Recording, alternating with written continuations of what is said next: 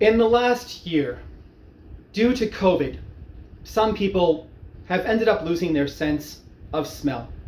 Others, their sense of taste. But perhaps more detrimentally to our society, it seems millions worldwide have lost their sense of humor.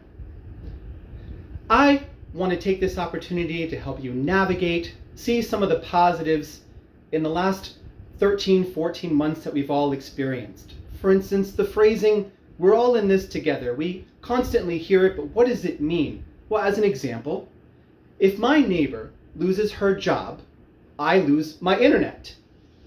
Now, what I mean to say is, we're all in this together. My friend actually did end up losing her sense of smell. So I help her out, because we're in this together, by letting her know if something's expired or spoiled.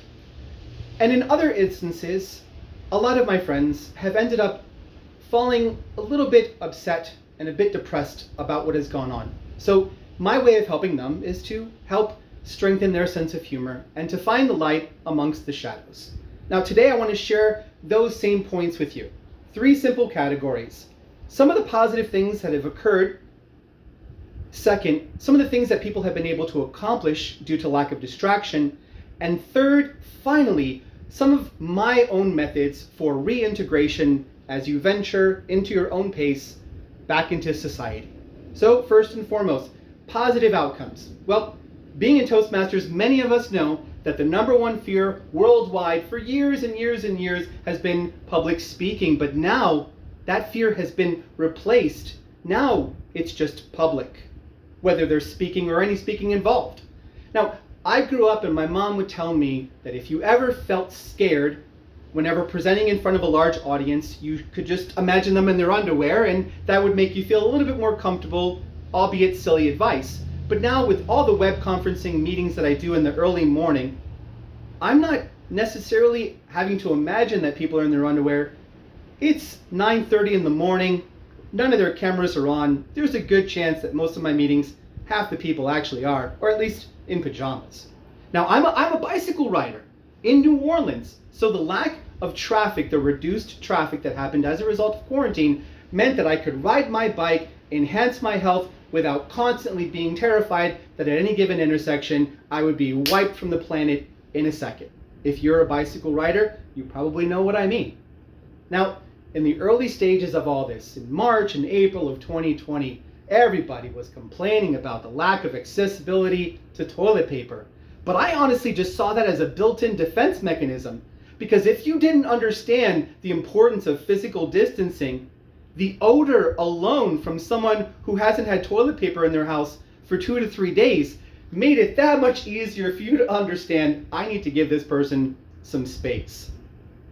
Maybe in the office environment, with so many people working from home almost immediately, you had some coworkers that maybe also had some body odor issues or didn't understand barriers even prior to COVID.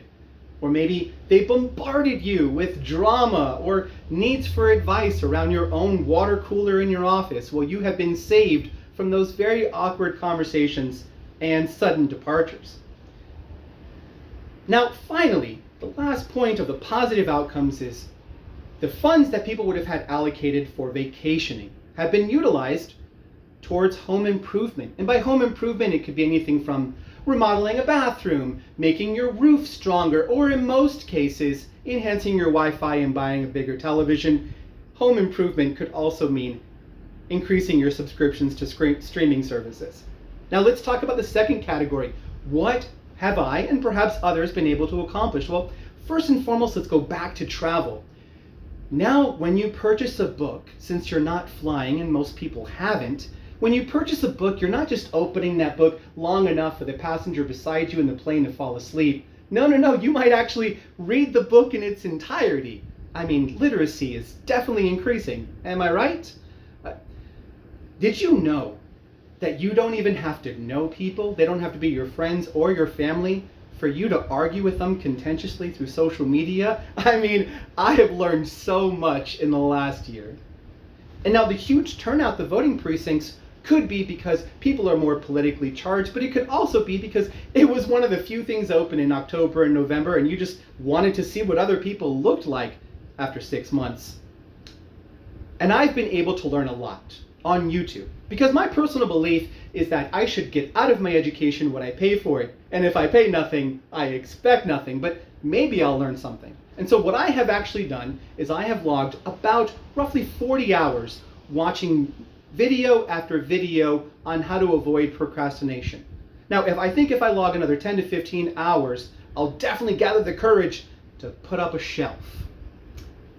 Let's go into methods for reintegration. And if you've gathered nothing else from all this, maybe this will help you as you venture slowly back into society.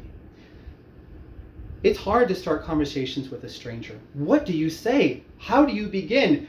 What I've been doing is I've just been simply asking them a simple question. Excuse me, what day is it? Whether you're retired, unemployed, or even if you are employed but just pretending to get things done, asking a complete stranger what day is it is a valid question in today's world. If you're having any self-esteem issues, I would advise that you simply go to Walgreens or CVS. I do it because I love being reminded of what it's like to have a complete stranger ask me for my phone number and to admit that they're asking my phone number because they were checking me out.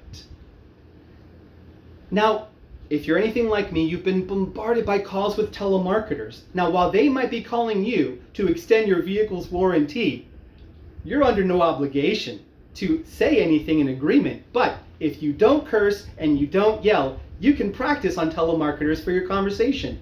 While they're trying to get you to subscribe to something you don't want, you could spend 12 to 15 minutes venting about any of your stresses or anxieties.